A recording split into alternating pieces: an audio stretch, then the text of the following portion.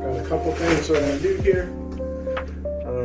You may have seen some of these before. I learned a lot of these from Jordan Koganen, and it's something that we did as a big group at Dunk Camp, and I've been doing them a lot. And it'll look vaguely similar if you watch some of my previous videos to the spinal Handspeed warm-up, but this one is less focused on getting spinal movement. Since I'm not doing too much with my back today, I am just gonna hit easy kind of stability focused upper body lift. All right, so number one right here, we just got finger taps. Up, down, trying to keep it on your fingertips the whole time. Trying to do it for a decent amount of time. All right, in between, it's nice to sometimes just get some palming attempts. So you got a ball right here, not holding it out here like this necessarily, especially if you can't palm. Get one hand focused on that hand and then just squeeze as hard as you can. This ball's a little deflated, so you can see I'm indenting it even a little bit. Squeeze, squeeze, squeeze, squeeze for like 10-15 seconds. Try the other hand, same thing, squeeze. 10-15 seconds, trying to squeeze as hard as you can. I don't think you should always use a deflated ball. It's good to use an inflated ball, girl's ball, different sizes. Just get those finger tendons working in different ways. The other one is windmills in place, so you can do it forward and backward. You could also do this into a wall if you have that. So similar to just doing an arm swing like this, but you're doing it with a ball. So here's forward windmill.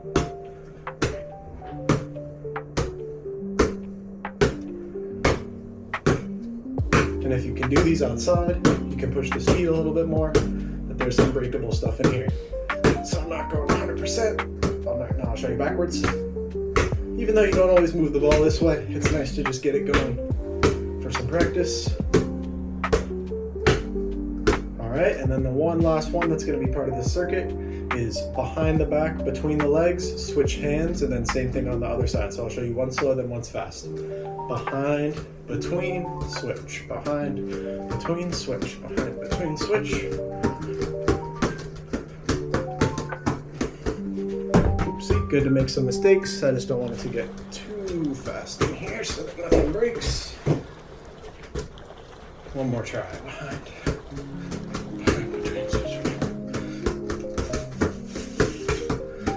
Get a sense, you can go pretty fast with that one.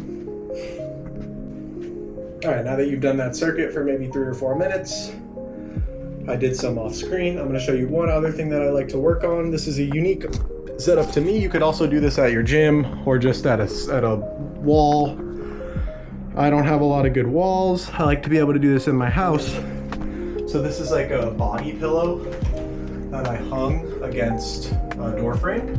And so it's not the ideal height. Like if I really reach all the way for something, I'm kind of just hitting into here. It makes it sound a little bit less loud, but it is relatively good for some hand speed stuff. So I'll show you what I mean, like just stuff like this, like working on between the legs. You can still get some velocity into the door without waking up the neighbors. Windmill. You can do behind the back. Helps you work on that.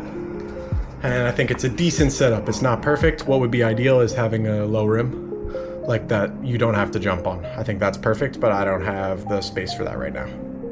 All right, thanks for watching. I will see you in the gym.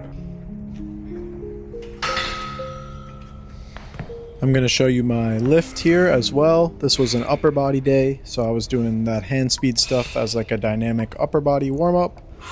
I don't really have any upper body training goals right now, except keeping my shoulder healthy since I tore my labrum last year. But I'm not like really trying to get any stronger, and I'm definitely not trying to get any bigger.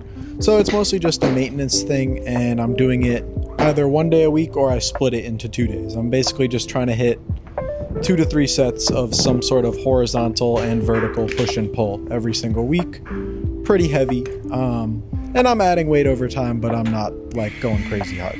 Probably like RPE 7 at most, or RPE 8 at most on most of these lifts.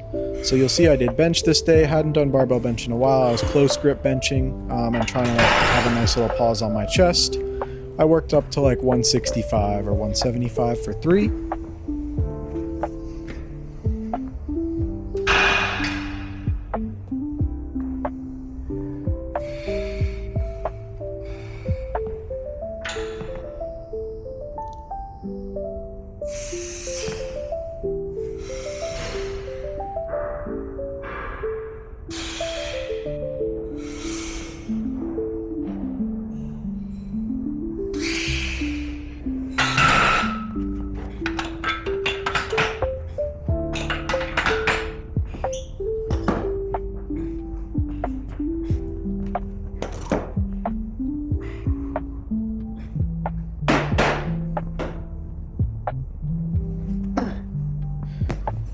I've thought about doing this a lot, and it's a really fun thing, but it's just hard to get over the cringe factor. I think maybe doing like single arm like this is good, just to do juggling in between sets. It's definitely a nice thing. It keeps me moving. I'm a very fidgety person,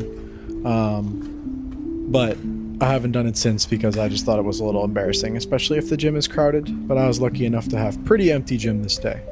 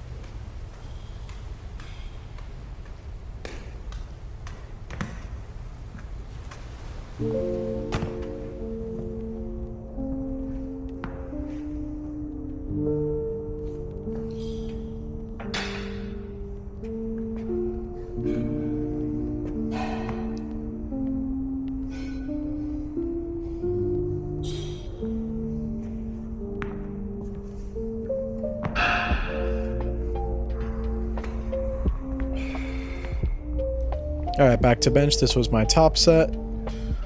Like I said, either 165 or 175. Looks like a 15, a 25, and a 5. This was like 3 weeks ago, so I'm honestly not sure. And then right after this, I'll just show you a couple accessories that I did. The lighting is not great, so I sped a lot of this stuff up. Alright, for my accessories, I was doing assisted dips. I'm a pretty heavy person, 200 pounds, so these are still hard for me with body weight. I usually do like between 50 and 30 pounds of help and try to get really good full range of motion.